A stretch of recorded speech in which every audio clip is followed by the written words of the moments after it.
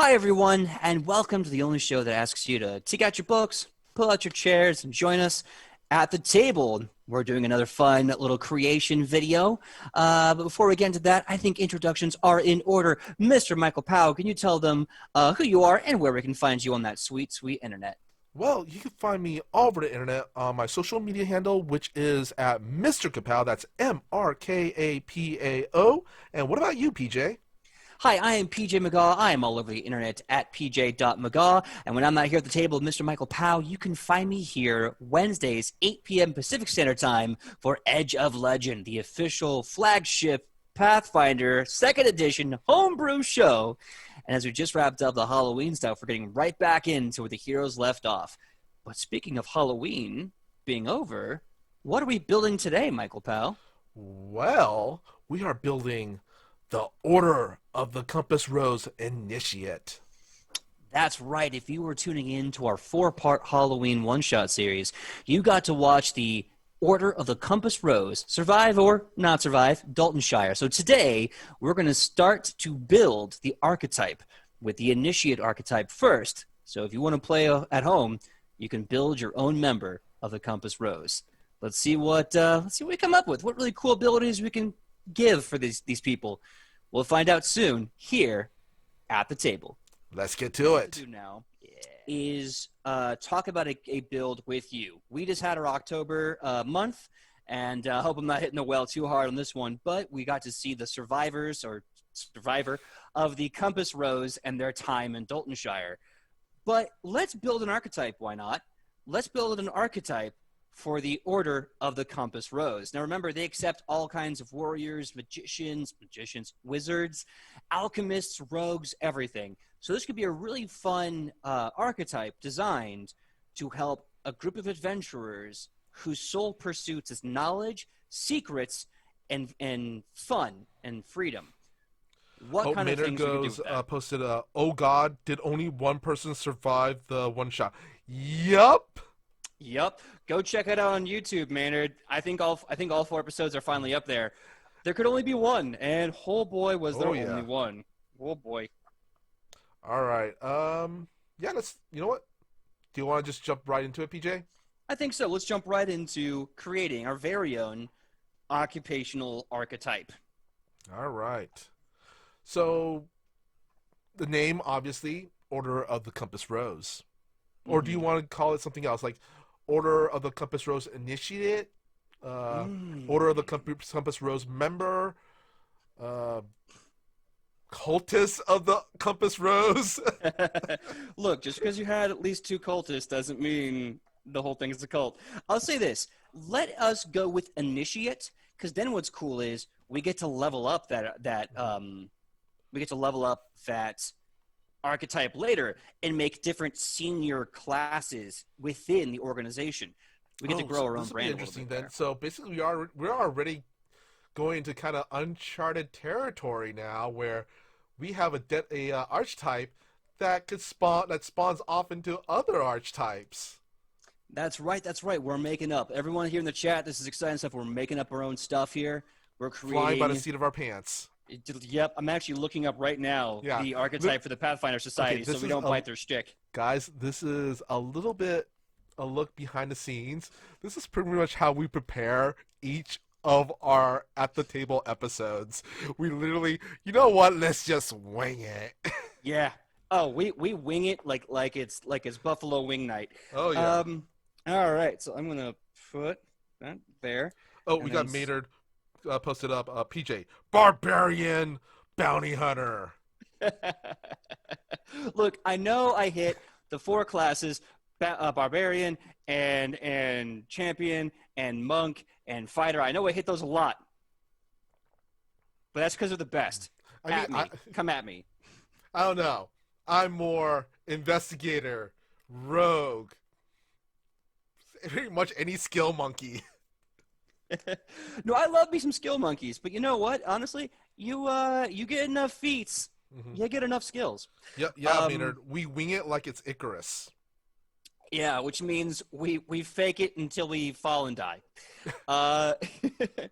So, let's see here. Let's start off with the Compass Rose Initiate. Let's go that way. So I think it would start off about level 2. So we'd have to make basically the Archetype dedication feat. That's what this is. So to be a member of the Compass Rose, you have to have a passion for learning, or at least a passion for excitement, finding secrets, learning about the world, and then cataloging all that information in one place. So what do we feel is a good group of skill proficiencies that we can get, maybe even some bonuses we can kind of slide the player's way? I kind of want to say, kind of want to step back a little backwards for a second. Prerequisites. I think we should actually start with that. Like, what do you need to have to become a member of the Compass Rose, actually? That's a good point. That's a very good point. Yeah. First of all, I think the first one should be you have to be a member of the Order of the Compass Rose to be an initiate of the Compass Rose. Can we safely say that, at least? I'll make that one of the prereqs. Member of the Order of the Compass Rose. And I also feel, because since the fact that we played so many different classes and different types of characters in the one shot, it kind of speaks to me where members of the Compass Rose, they're like Pathfinder Society, they're picked from all types of backgrounds, right, PJ? All different backgrounds and personalities. Absolutely. Every walk of life, because it's any mind, any body, any desire is all valid. And any of that can be the catalyst for change and for learning. As much as we want to say it's not, we cannot paint with the all brush with negative strokes, because we end up painting no picture at all. And the Compass Rose is about discovery, right? So everyone who wants to join and can join is allowed to, and then anyone is capable of finding the truth. Yeah. With that being said, I want to say this will be just a pretty easy archetype to get into, but I want to say you have to have two skills, at least two skills that are in different stat profile. Like, you know how athletics is a strength based skill, and then you have society, which is a charisma based skill, right? I believe so. Maynard's making some good suggestions. Maynard is saying religion, arcana, dungeoneering, whatever the skull graveyard knowledge about afterlives is. I forgot. It was the boneyard. Yeah. I kind of want to say you have to have two skills that are different stat proficiencies. Like, you have to have at least one. You can have one strength-based skill and one charisma-based skill. Let's do this. Let's say you have to have a trained proficiency in society and in lore. So society is charisma-based. Lore is intelligence-based. Lore is about the knowledge of something. And of course, society is about the worldliness, right? The knowledge of the worldliness, the people, the customs, the culture, the past, present, and future of those things. And lore is just about knowledge of a subject. Those are just some thoughts. I'm definitely down for other things, but I feel like the knowledge of the agents has to be eclectic and has to be different. So they have two things that bind them, and then everything that makes them unique. Okay, that's my thought anyway. What do you think? I could go with that. My first idea, like I said before, like you said, eclectic skill sets.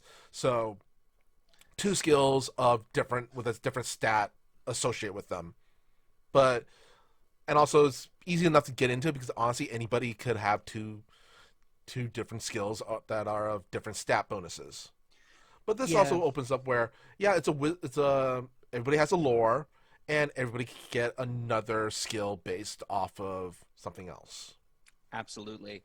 Now, what's interesting about the organization-based archetypes is that they have different levels. So there's the initiate one that you get for joining immediately. Usually it's kind of small. It's about maybe uh 3 or 4 levels of stuff, so like 2, 4, 6, 8 respectively, and then somewhere around level 6 or 8 or so you get to add the spicier stuff, the higher level Hmm. of organizational placement, like when we cover the Hell Knights. Oh god, like 2 months ago, and we didn't even cover all of it. My Yeah. god, we should go back and finish the Hell Knights.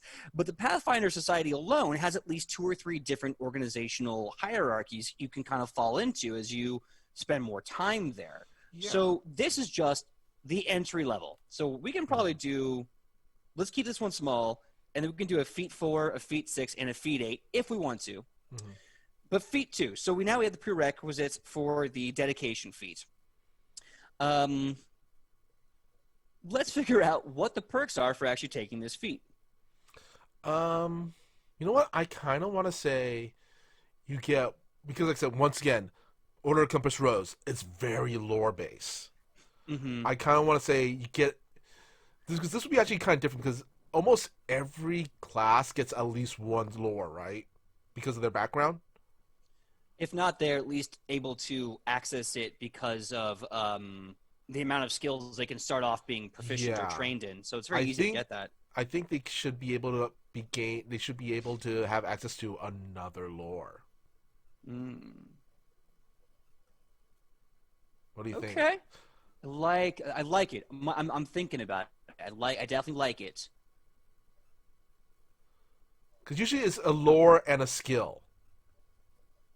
Ooh. Mm. This might be too powerful for level two, but we've seen this before, so maybe it's not maybe it's not unprecedented. So what we can do is this. We'll give the player this option. So if you want to play the Compass Rose at home, consider this. We can give you proficiencies in 2 new skills. And if you were already, so specific skills, if you are already proficient in those 2 skills, you can either choose, here's a good thing, you can either choose 2 other skills of your choice or to become expert in those skills. That's pretty. I feel like I've seen that before already. Mm-hmm.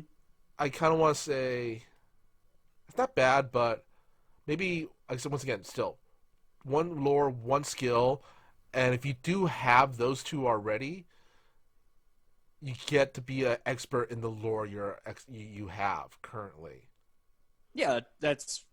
I thought I said that. Yeah, so like if you choose these 2 new, you can either choose the 2 new skills or to become an expert in. Oh, I see what you're saying. Yeah. So to become an expert in the lore that you Mhm. are already proficient in. Yeah. I got you. I got you. I got you. Okay. Because I feel like every member of the Order of the Compass Rose, they're of their chosen lore or chosen skill, they're they're expert of it. They're at least kind of an expert. I think they definitely become that way just due to the collection. People in the chat, jump in the comment section if you're watching this, or jump in the chat section if you're watching it live. Let us know what you think would make a good, strong dedication bonus. What we're offering right now is a potential to either learn 2 new skills or to become an expert Hmm. in skills already I kind of known. want to say I lore, and also want to hop on what Maynard posted, religion, arcana, but I want to also expand that to nature, or let's see what are the other ones. Let's see. Now I'm gonna have to pull up. It's okay. I got my list right Okay. here Okay. by my What are? handy Okay. dandy What's GM the? cheater. Oh, why Let's did I see. put my So bag there, all the way there? Uh, anyway, we have acrobatics, it's arcana, athletics, crafting, deception, diplomacy, and diplomacy. That could be one. They well, no, could I'm be, thinking because it says society, yeah. because the main stuff is society, arcana, religion. No, the main knowledge skills: arcana, religion, nature, and occult. Occultism. Those are Yeah. the 4 big, overall types. Hmm. So Let's you see. get. I think you should be able to pick from one of those 4. Let's see. Maynard has expressed, I personally prefer getting more effective at individual kinds versus mastering existing knowledges, but that's just me. So yeah, I think the track we're on right now of giving the player a choice of either learning 2 new skill proficiencies versus mastering. I'm sorry, not mastering, but becoming an expert in 2 others may be a good option. So I think, Michael, like you were saying, say those again. What, like It's arcana, religion, or arcana, nature? no, Arcana, religion, nature, and occult. Okay. Let's see. Become trained in basically the four or five Thought. schools of Yeah. magic. Yeah. Let's see. Arcana. I don't think you should be all of them. You pick one from those four. Yeah. Yeah. Oh yeah. Definitely. You wouldn't be training all of them. That would be insane. Yeah. In one of making a little note there. Become trained in one of these. So do you want to make them becoming trained in one of those and one of another group, and then offering the other thing? Yeah. Maynard said addition Boneyard. Boneyard isn't really part of it. I feel Boneyard kind of wraps into occult. Well, I think that's probably the best way to do that. But the Boneyard is a specific lore. Let's do this. Also, Boneyard could also go into religion to a certain degree too, and even religion and kind of nature-ish if it's in an actual place, I guess. Boneyard should wrap into a cult. It shouldn't be its own thing. I agree 100%, Maynard, for the win. Boneyard, and I understand why the Boneyard specific lore exists, because it's intimate knowledge versus like scholastic study of mythology. Yeah. Because for some people, like the Duskwalkers, the Boneyard is a very real place. It would be like, and this is the fight I get into with a lot of people online. I don't want a Wikipedia search. I want a fan's perspective, right? I don't want to look up a Wikipedia link on New York City. I want to talk to a New Yorker about what New York is. So that's the difference between a religion or a cult check on the Boneyard versus talking to a Duskwalker about where they come from. However, I think the best marriage of these ideas, and I may be wrong. If you have a better idea, please jump in the chat or jump in the comment Maynard section. posted DM could combine them into one knowledge check. Just saying. And you know what? A GM could absolutely do that. A GM could combine them into one knowledge check. I will say this. For the Edge of Legend world, there is a plane for the undead. It is not called the Boneyard. I would honestly just make it's a called Rufus Closet that you don't that his goth phase when he was a kid. No, that's definitely a Boneyard. So let's see here. Let's see. Become trained in. So here's my pitch to you guys. The Initiate Dedication feat, level 2, allows you to become trained in one of these skills: Arcana, Nature, Occult, or Religion, and one new lore of your choice, or to choose 2 existing skills, basically to choose the society and a lore you already know and become an expert in those skills. And then we can give a small bonus, like a +1 check to recall knowledge on anything that you are trained in already. I think like also, I kind of want to add a little thing to it because, like I said, they're so trained in it, and also I haven't really seen it too much. The recall knowledge should have a prereq where you have to be at least an expert of. How about this? How about we make this something that levels up? So at level 1 or level 2, you get a +1 to recall knowledge. But when you become an expert, we can make that bonus grow. I feel it should start off as expert, honestly, because that is your field of specialization, and also for some reason, if you're just trained in it, I feel that could be abused. I kind of have a feeling it could be abused, because I know this because if I could abuse it, like I'm thinking, well, can I abuse and take advantage of this? Probably. Well, thinking about it this way, you're getting a +1 at level 2. The only way I could really see someone being an expert at something at level 2 is purposely choosing this feat to create themselves as an expert. It's very hard and rare to be an expert in a skill check at level 2. I think only a few classes allow this. Investigator. Yeah, I guess only a few classes. And let's be fair, an investigator is all skills for a long time. So I can see this being something that grows with the player. So if you're trained in it, to recall knowledge, +1. Expert, +2. Master, +3. Legendary, +4. So by end of game, you're getting a +4 bonus to recall knowledge on something that you are a legend in. I How think about that kind of stacks well. can we split the difference and say it has to be either you're an expert of it or it has to be the chosen skill that you chose to get access to. It's like if you chose Arcana, Nature, Religion, and Occult, or I don't or that know. lore. I feel like the problem there is that we are losing flexibility. And what we can just do instead is allow a smaller bonus instead of making it a lot harder to get a bonus. Yeah, I know what you're So, saying. I know you were saying, but also once again, like if you just put it overall, mhm. oh man, I have a feeling.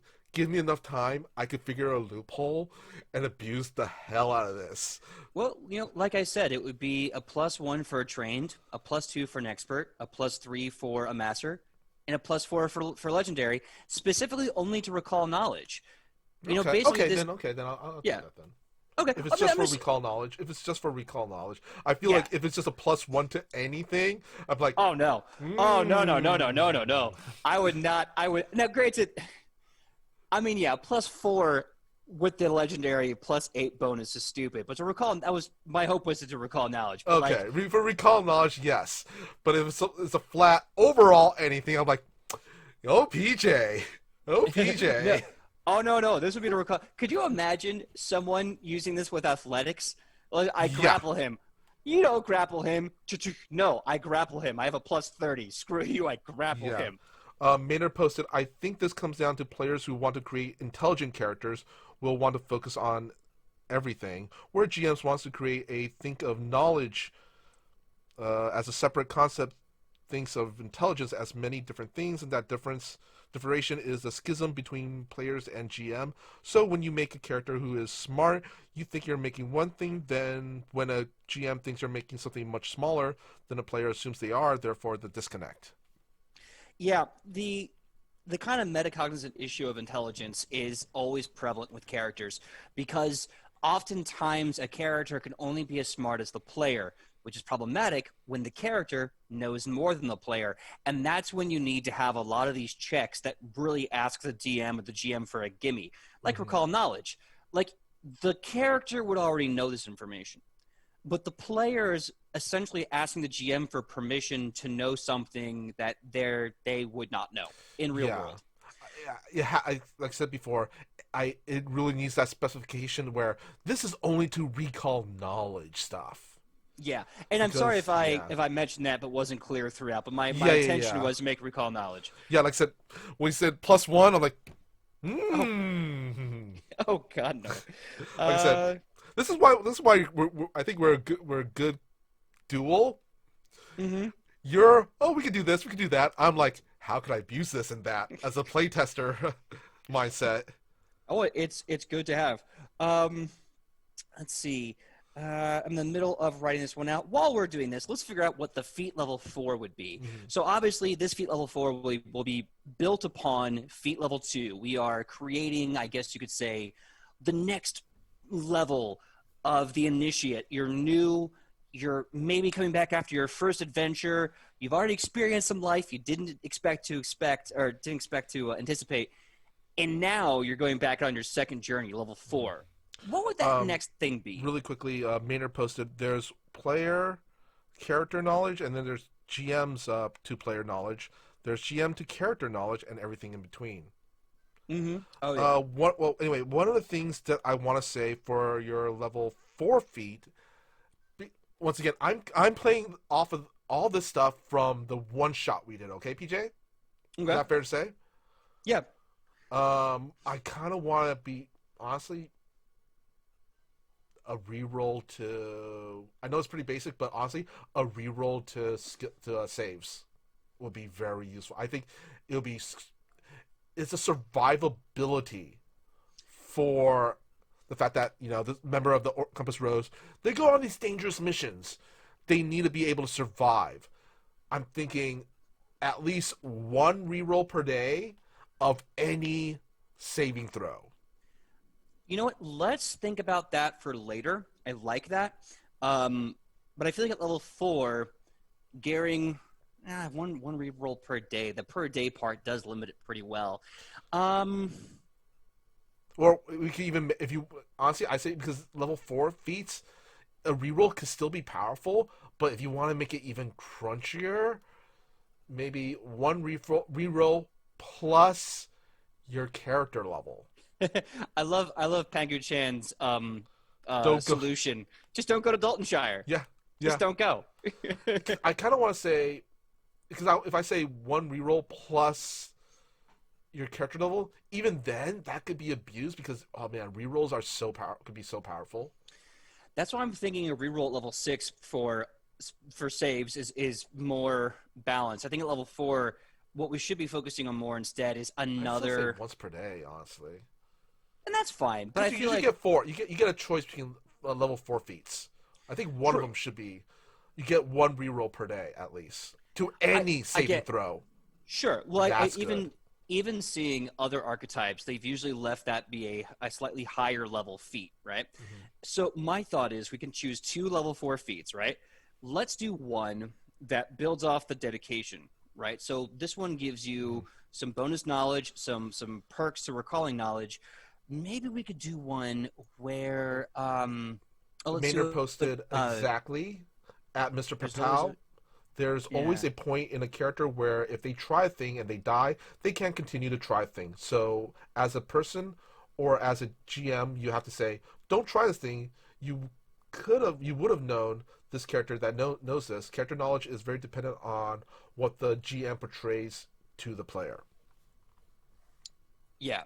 So, and again, the issue with that is like, while that is Ooh, very necessary, finding the right time to introduce that into the game is difficult. PJ, Because if you start off with that, it makes PJ, everything kind of moot. I Yeah. got an idea, What's up? and I like this idea. I feel it should be a level 4 once per day ability, but it Okay. feeds into a later level. It becomes greater at a later level feat. Okay. What's your thought? Well, that's my thought. It's a level 4 feat, Oh, I one see what you're saying. reroll Okay. per day, any kind of save, but then that's basically the opener. Maybe at level 10 or level 8, there's an Hmm. even better ability that basically needs this ability. I'm seeing because members of the Orders of the Compass Rose, they're thrust in very dangerous situations, right? Sure, sure. The later level could be basically called danger sense or something. It's kind of Let's like do Spider-Man's, danger, Spidey sure. sense. Sure, sure. I see that mostly being applied to reflex saves with that description, and that's awesome. And in fact, I'm actually more a fan of the idea where the bonus you get to recall knowledge can now be applied to reflex saves, permitted that you see, oh, okay, run with me here. This will be a level 4 thing. The Mm-hmm. bonus that you have from your initiate dedication feat is now also a benefit that you can give to yourself and others for seeing a trap and reflex saves against a trap, or even fortitude saves against a trap. Um, I feel that's good, but I mhm, want to put a spin on that. I okay. don't feel it should feed into their dedication. It should be its own thing, Yeah. and once again, maybe that, and it shouldn't be for others. If you want to open up to others, it could Mhm. be for it could be a link to a later level Mm. Well, then thing. okay, then what we'll do is this. Let's make it. Well, Minder I want. says, at Mr. Kapow, I see the fingers. Oh yeah, that was a while ago. He saw you get excited. That's Yeah. always a good sign. So my thought is this: I want it to be based on the dedication feat because um, a lot of this is in order to get this, you have to have the dedication feat, Mhm. obviously, but it builds off that base mechanic. So I think what we can do here is a very interesting opportunity for 2 different builds. One that builds off this and continues this idea of skill bonuses and things, and the other be something very different, and it allows 2 different player builds. So you have one who's like, I just need better saves. Now they have a better save that levels with them.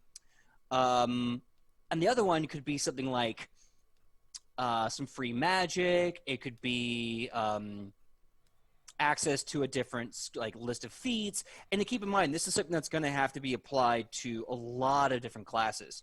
PJ, Maybe one that gets a bad reflex save. PJ, I just Yeah. thought some. This plays off our original idea where taking the initiate will schism off into other archetypes of the Order of the Compass Rose. Mm-hmm. Well, Maybe these two. yeah. Well, I'm saying these two level 4 feats. You take one or other, and that choice opens up into what the schism, the other two choices. Hmm. Like the danger sense. I'm gonna use the MMO term skill. Mm-hmm. It opens up to a different skill tree, while maybe the other one you're talking about will open up to another skill tree. Because I feel the danger sense ability, which I'm just gonna Mm-hmm. call from now on, should Mm-hmm. be for like skill monkey type characters, and maybe for more martial types or spellcasters Yeah. could open up to another skill tree. My one hesitation for calling it that and using it that way is that exactly what the barbarian gets in 5th edition D&D. Mm, So I'd really like to not copy the barbarian from 5th mm, edition D&D. But what I think could work, first of all, what we need to remember is that this should not be so lockstep. If it becomes too lockstep, then it loses a lot of flexibility and it loses a lot of really good potential for character builds. I love the concept of being so smart and so studied that you are able to see specific types of danger coming, right? mm-hmm. Like you know when a crowd is going to turn into an angry mob. You know when a sound in a dungeon means a trigger has been set.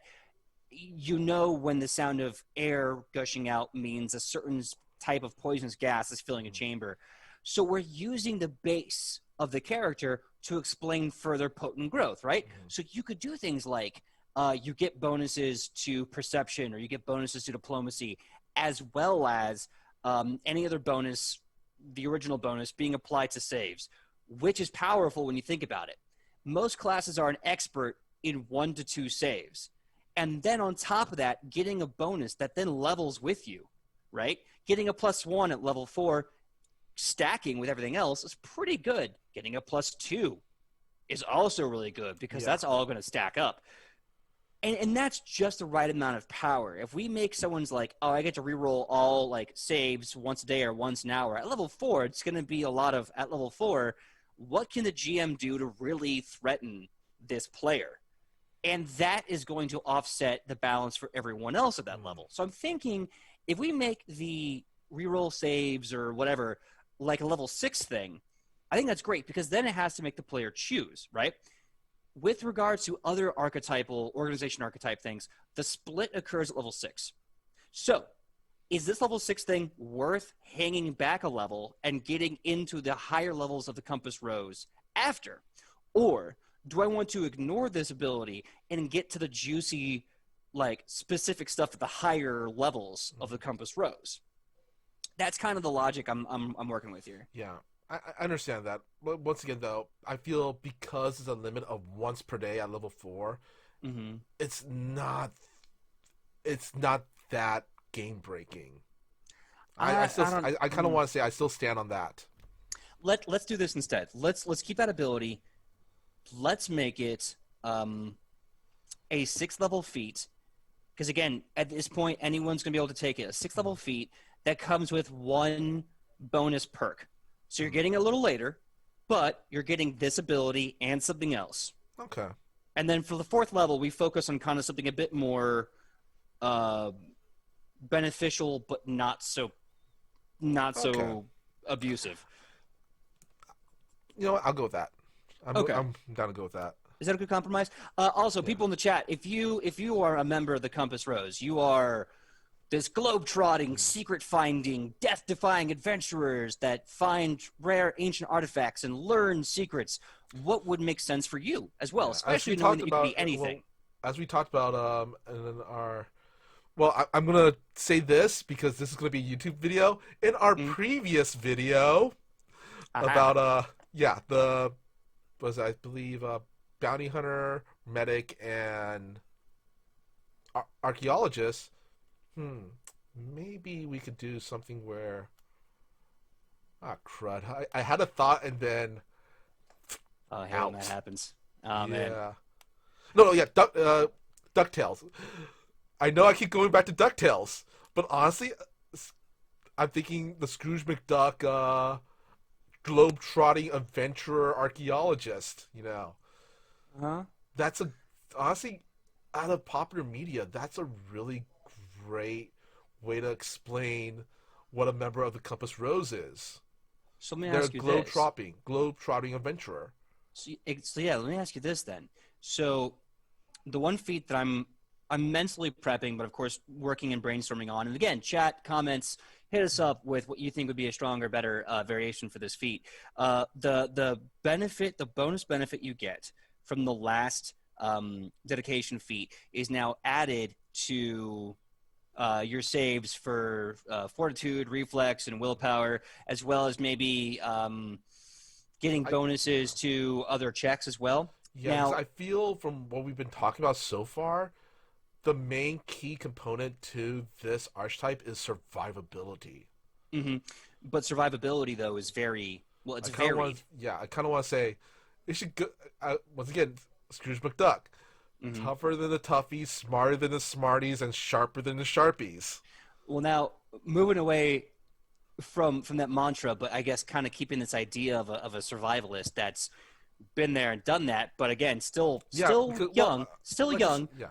What would you think would be a good way to encapsulate what you're Well, trying to get to? I was gonna say, the dedication itself, that's smarter than the smarties, and Hmm. the saving throw, that's sharper than the smarties. Now for the tougher than the toughies part, Yeah. I feel it should kind of go within something about toughness. Take a hit, maybe a Ah. HP increase. I know it's not. No, It's kind no, of no. lackluster. Let's not do HP Oh, increases. That's oh, we got oh, Maynard posted. Tougher than the toughies, smarter than the smarties, sharper than the smarties. This is an unbalanced character. Basically, this is a Mary Sue, a character that can do no do nothing wrong. wrong. Yeah, so I think what we can do here is maybe take the spirit of this and dilute it a bit. So what Mm. if we gave bonuses to saves based on knowledge? Because again, they're knowledge based. They Yeah, they hunt knowledge. Now, granted, anyone can be this. You could be a mage. You could be, I'm sorry, a wizard. You could be a magus. You could be a gunslinger. You could be a fighter. Right? Anyone mm. can be a member of the Yeah, yeah, Compass Rose. So, kind of like medic, this has to be something that's good in kind of its own little way. So, what if we had the defensive save benefit, right? Wherein you get a bonus to saves equal to the bonus you get from dedication. End game, that's going to be disgusting. Plus yeah, four natural on top of everything else, and then maybe even give them some more. Okay, I'm thinking we can give them training in diplomacy and survival. And if they're already trained in those skills, they can either choose to become an expert in one of those or learn a different skill. And then we tack onto that, and you also get bonus to saves equal to the bonus for dedication. So now you're getting more knowledge that you're getting survival to track, to exist in the wild, to hunt an enemy in a cavern. You're getting diplomacy, so you can talk with the locals and maybe even get access to dig sites that you shouldn't be. So you're kind of growing a little bit, right? But then in the process, you're also still with that bonus of survival, you're now able to like dodge arrow darts a little easier. You're able to protect yourself from the poison gas traps a little better. You're training your mind to know that some places just have a bunch of creepy haunts. I think that might be one good fourth level feat, and then we can like break off and make a different mhm. fourth level feat, Yeah, so you can choose your build a bit. yeah. And also, really quick, PJ, I got a question for you for this your world. The Order Mm-hmm. of the Compass Rose, are they renowned? Are they well known organization? Oh, absolutely. They are a massive, worldwide known organization with a large amount of people. They have one centralized location, which means the only reason why it's a surprise to see a member of the Compass Rose there is because it means they had to travel. I They're. just had a thought, like, Mm-hmm. cause I want to say most major cities would at least have one member of the Order of the Compass Rose, right? at least one member somewhere in each major city. Major city. Yeah. You Would know, that be correct? we could, yes. And what I was gonna say is that could be a really good NPC to kind of talk about like the local Yeah. connection to the city. Because I want to say, how about a feat called? Because I'm thinking each chapter house would have there will be a chapter house in each. Like I said, once again, major city, not small villages, but major city would have at least one chapter house. So what about a contact based feat? I was just thinking that. I was just thinking about having contacts and NPCs and getting bonuses to basically like learning Gather more, knowledge, gather gather information. knowledge. Thank you, gather information. Gather Yes, information. That's a thing. So I would say yes. maybe a feat could be basically called um, membership. You know, something membership or something about members where you get a plus, you get a bonus in any. Ooh, I just thought of this. Um, it has to be at least a large city, but the bonus increases to depending on the size of the city, from large town to city to metropolis to blah blah blah. So you get a +1 at a large city, then +2 at a bigger city, and then plus whatever to gather knowledge checks, to gather Hmm. information checks. Ooh, I'll give you this. Also, there we go. I'll give you this. How about this? You, because you and your organization have so many contacts throughout the world. What if you could roll twice and take the higher number on a gather information check? I like that. That could So, work. so, so you don't have to worry about the size of the city. It'll make it so much easier for the GMs and the players. But now it's just like because you have people everywhere, you get to roll the number twice, take the highest number, um, and then later down the road we can build onto that. I'm down with that. I just don't know what to call it, but I'm down with that. Oh, I have given none of these things names yet. I'll probably name them later. Yeah. Um, Oh, Minner posted, for some reason, I'm upset that Superman can be faster than the Flash.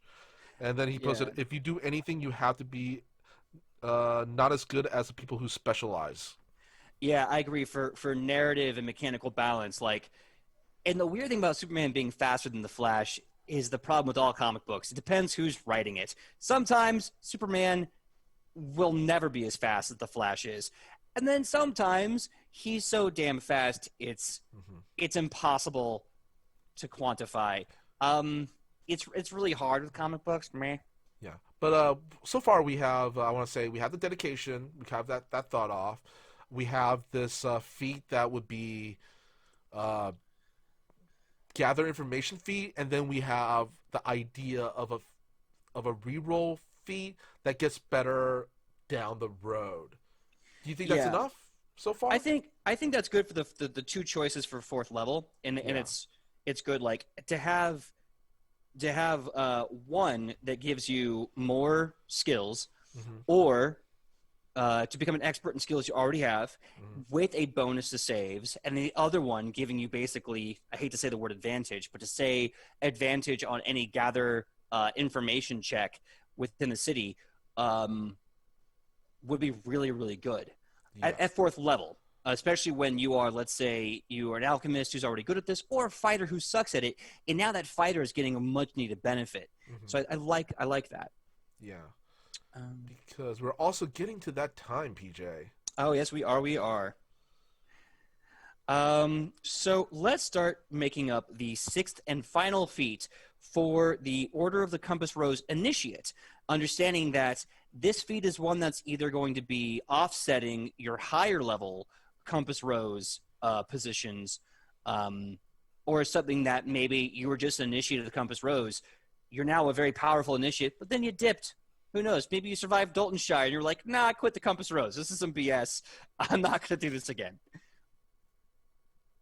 I kind of want to say, because all the way down the line, I kind of want to say you gain access to some useful cantrips. I always love the whole cantrip thing, but then I'm thinking, not all of us played characters who are magic based. Because I still feel this archetype should be a skill-based archetype rather than a spellcaster type archetype.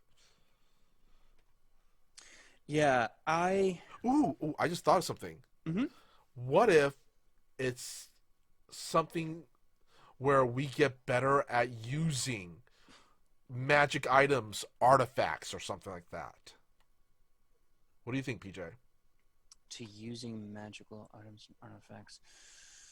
Maybe if we use something that has charges, we get up. We could roll. Once we use up all the charges, we can actually squeeze just a bit more charges out of it. Hmm. I see that being something for a higher level, like the I think at compass. a 6th level though, that should be okay. Well, We get a what I plus mean, 1 charge. what I mean is like a higher level within the organization. Like you have specialized specifically in magical artifacts, so you know how to do that, as opposed to like, I just started. I've gone on 3 missions, and now I know how to Well, do this thing. what if it's you go down the route where this is the level 6, you get plus 1 charges, but then if you go down, you have to choose. Hey, maybe I want to be better at it with another skill tree. It Hmm. becomes you have to have this to gain access to a late level feat. Plus 1. This one just gives you a plus 1 to charges of any item, a magical device that uses charges. But then later on, you get Mm. even something even better. Something lackluster sounds like in the beginning, to something really powerful later on down the route. Well, I think the thing that we should focus on is the fact that this is an initiate. They are new members of the organization that has not been with the organization long enough to have a specific shtick, if you will. Um, What if we make it a level 8 feat then? I feel like what we should really do is focus this into one of the 3 branching compass rows. Mm-hmm.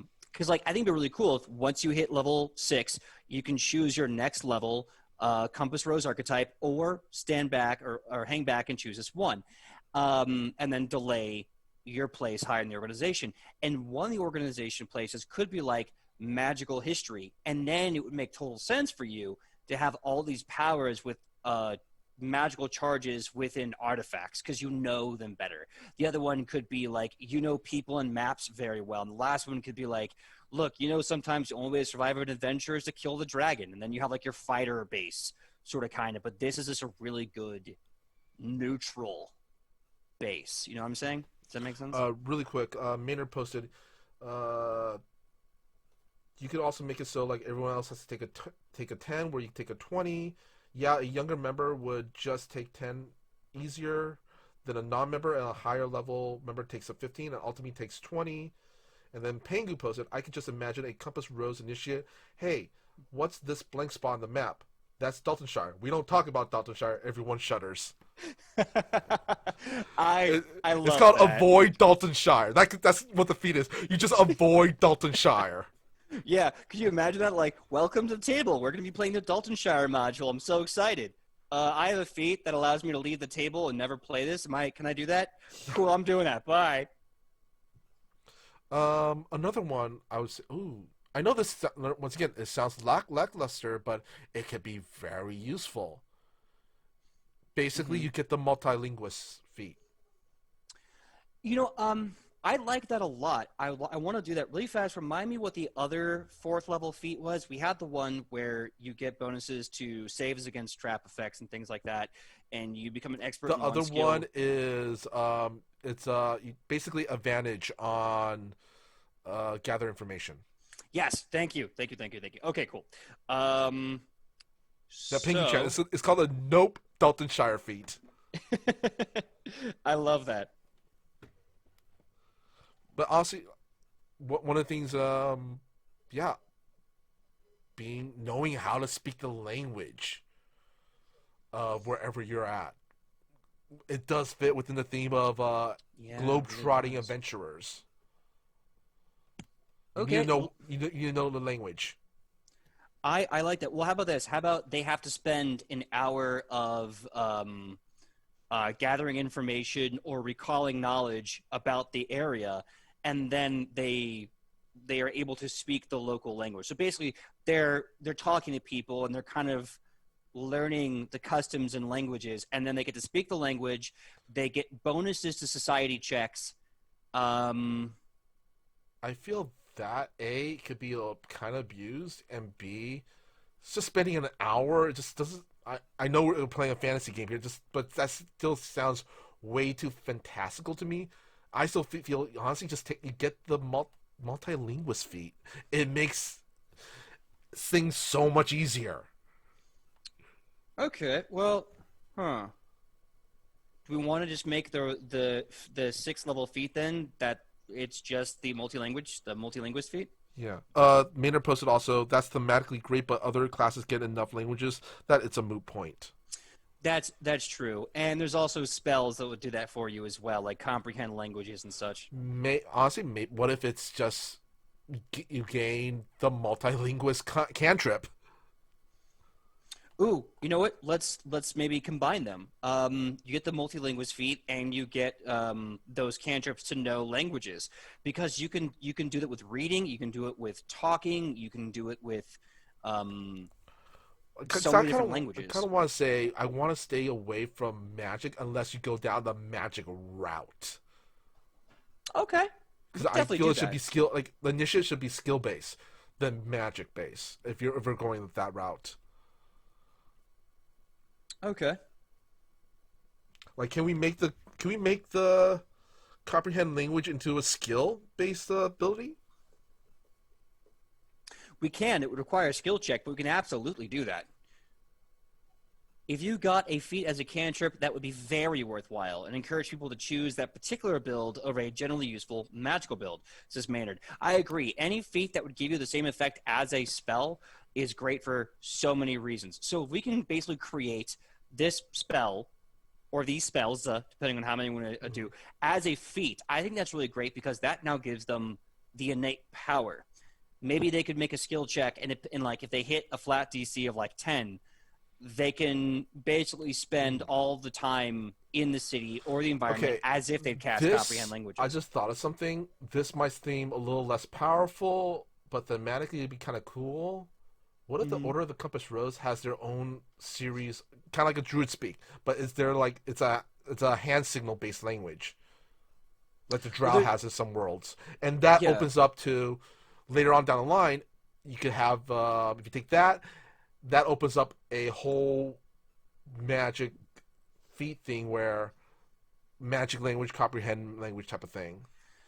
Maybe. I feel like, because the thing about this sixth feat is that, at least from what I've seen and how they do it, it's meant to be optional, right? I mean, it's all optional. But the point is that you could take this sixth feat and then get to the other archetypes a little delayed, or you could ignore this and as the sixth feat level or whatever, just get the higher level of the organization. We got Maynard saying Rose Speak, gesture-based niche language, and Pengu Chang says, "Ooh, I like that." Ooh, okay.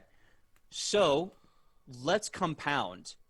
Let's give them the ability to speak many different languages, including this language, which then gives them not massive, but gives them bonuses for stealth checks and deception checks. So basically, so that you gain the harder to understand. Yeah. So basically, you get the multilinguist feed plus Rose Speak.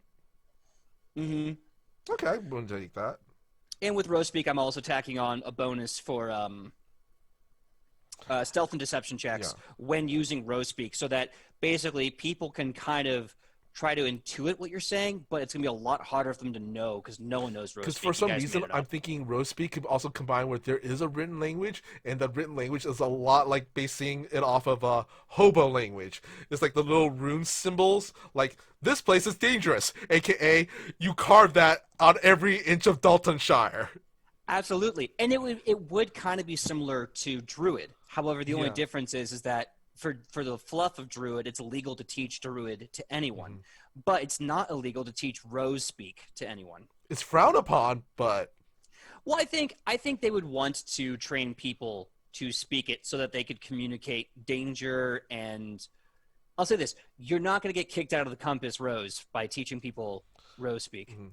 Well, we got Ping Chan posted up Yas, and then Maynard goes at Mr. Kapow, have you seen Arrival? Their language is a circle with accents based around it.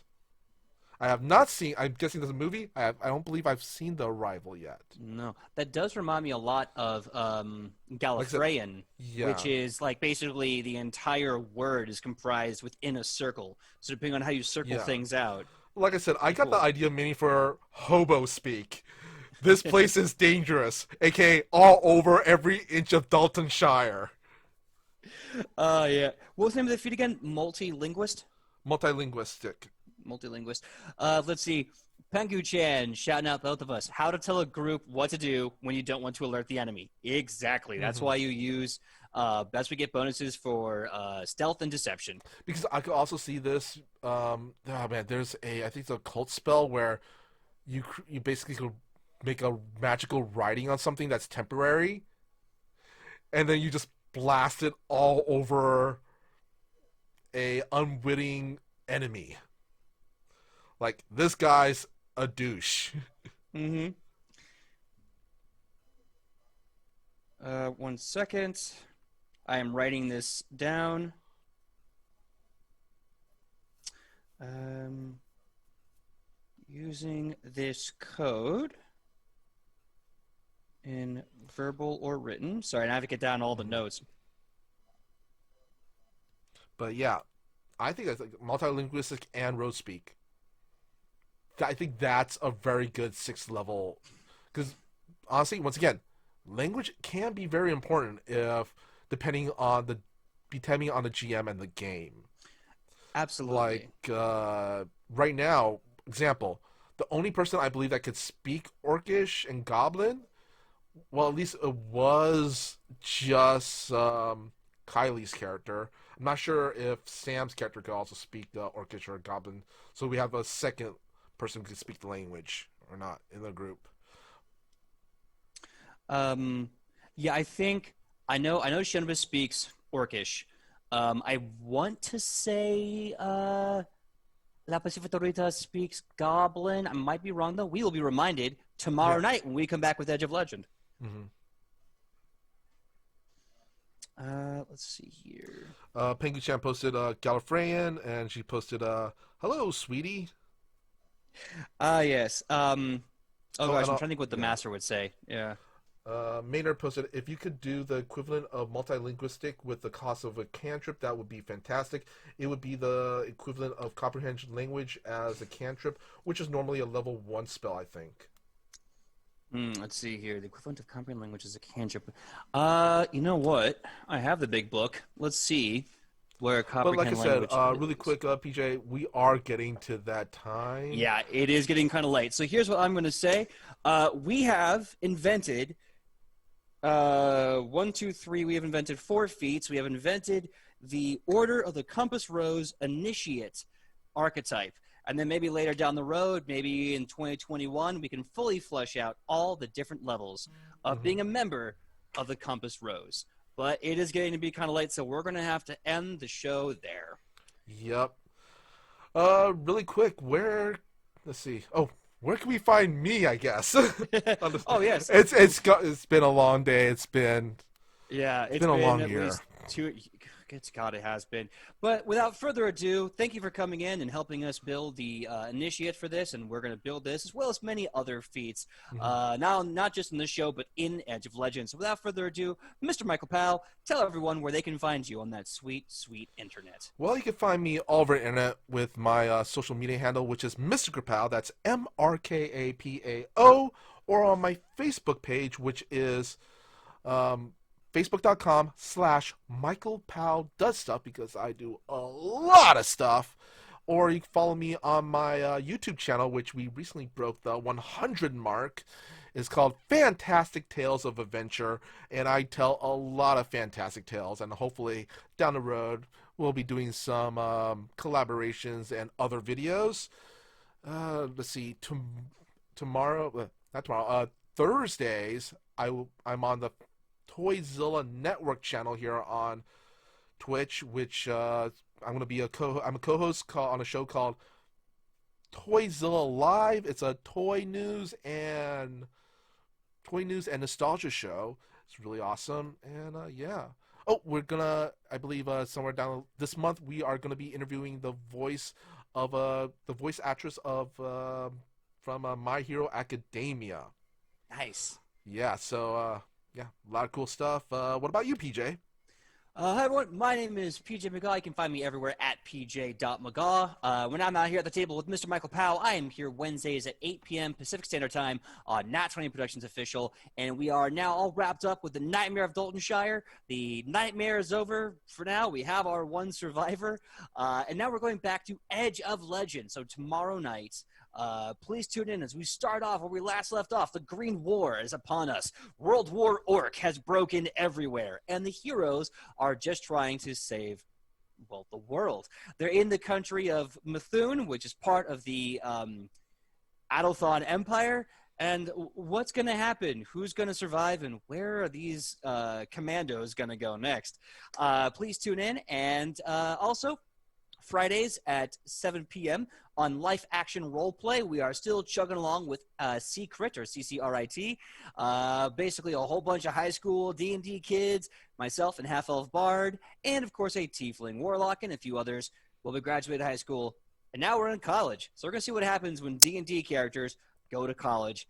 Whereas they say the dragons are drama. So tune in Friday nights at 7 o'clock and see what shenanigans we can get into. And that's it for now. I'll probably have a lot more details as life continues to grow. All right. So, bye, guys. Bye.